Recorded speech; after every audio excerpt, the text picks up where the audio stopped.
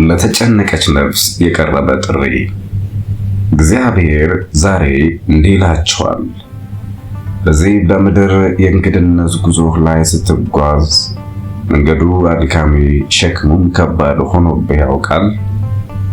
በዙሪያህ ያለው ዓለም ጩኸት ቢበዛና የተስፋ መቁረጥ ጭጋግ ቢጋርድህ ቀና ብለህ የፈጣሪን ድምፅ ስማ። እርሱ በወዳጆቹ በነቢያትና በሐዋርያት አንደበት ለአንተ እንዲህ ይላል። አንደኛ፣ አትፍራ፣ እኔ ካንተ ጋር ነኝ።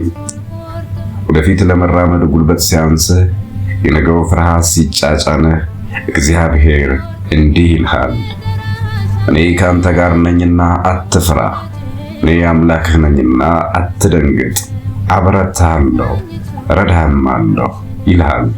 ለኢሳይያስ ምዕራፍ 41 ከቁጥር 10። ሁለተኛ፣ ሸክምህን አውርደህ እረፍ። ዓለም በሥራ በኃላፊነትና በጭንቀት ስታባክንህ የሕይወት ባለቤት እንዲህ ሲል ይጠራሃል። እናንተ ሸክማችሁ የከበደና የምትደክሙ ሁሉ ወደ እኔ ኑ፣ እኔም አሳርፋችኋለሁ ይላል። ማቴዎስ ወንጌል ምዕራፍ 11 ከቁጥር 28።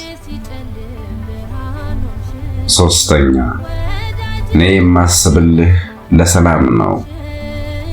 የመከራ ማዕበል ሲመታህና ጌታ ሆይ ለምን ብለህ ስትጠይቅ ፈጣሪ እንዲህ ይልሃል፣ ለእናንተ የማስባትን ሐሳብን ያውቃለሁ፣ ፍጻሜና ተስፋ ሰጣችሁ ዘንድ የሰላም ሐሳብ ነው እንጂ የክፉ ነገር አይደለም።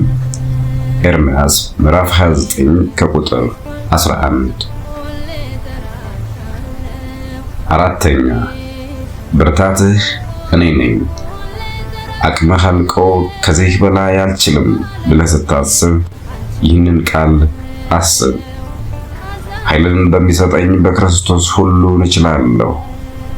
ፊልጵስዩስ ምዕራፍ 4 ከቁጥር 13። አምስተኛ፣ ጭንቀትህን በእኔ ላይ ጣል። የነገው ኑሮህና የሕይወት ውጣ ውረድ እንቅልፍ ሲነሳህ መፍትሄው ይሄ ነው። እርሱ ስለ እናንተ ያስባልና የሚያስጨንቃችሁን ሁሉ በእርሱ ላይ ጣሉት። አንደኛ ጴጥሮስ ምዕራፍ 5 ከቁጥር 7። ስድስተኛ፣ ፍቅሬ አይለወጥም። ሰዎች ቢከብዱህና ብቻህን ብትሆን እንኳን እግዚአብሔር እንዲህ ቃል ይገባልሃል፣ እናት ሕፃኗን ትረሳ ይሆን? እኔ ግን በፍጹም አልረሳህም ይላል።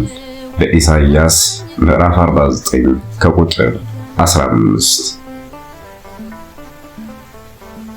ሰባተኛ፣ ደጃፌ ሁሌም ክፍት ነው። ኃጢአትህና ውድቀትህ ከፈጣሪ ያራቀህ ቢመስልህም ጌታ አሁንም በደጅህ ቆሞ ያንኳኳል። እነሆ በደጅ ቆሜ አንኳኳለሁ። ማንም ድምፄን ቢሰማ ደጁንም ቢከፍትልኝ ወደ እርሱ ገባለሁ ይላል። ራእይ ዮሐንስ ምዕራፍ 3 ከቁጥር 20። ስምንተኛ፣ የማይናወጥ ሰላም እሰጥሃለሁ። በመጨረሻም ዓለም ልትሰጥህ ከማትችለውም ሰላም በላይ ጌታ እንዲህ ሊሰጥህ አዘጋጅቶልሃል።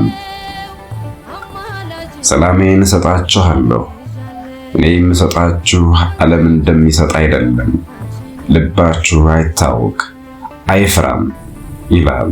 የዮሐንስ ወንጌል ምዕራፍ 14 ከቁጥር 27።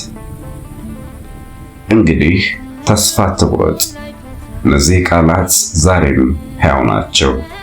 ፈጣሪ ዛሬም ልጄ ሆይ አይዞህ፣ እኔ ካንተ ጋር ነኝ እያለህ ነው። ውድና ክቡራን ቤተሰቦቻችን ለዛሬ ያዝንላችሁ መልእክት ይህን ይመስል ነበር። ይህ መልእክት ለሌሎችም ብርታት እንዲሆን ቪዲዮውን ላይክ እና ሼር በማድረግ ለወዳጆቻችሁ አጋሩ። አብራችሁን ስለነበራችሁ እናመሰግናለን። በሌላ ቪዲዮ እስክንገናኝ ሰናይ ጊዜ ይሁንላችሁ።